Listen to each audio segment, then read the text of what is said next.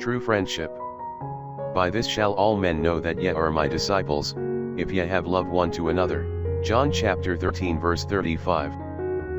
The human soul is a lonely thing. It must have the assurance of companionship. Left entirely to itself, it cannot enjoy anything. God said in the beginning, "It is not good that man should dwell alone." Genesis 2:18. The creation of Eve was the beginning of human companionship. God's people are a body, not intended to function separately, not intended to be unconcerned for one another. The only true body in the world is the church.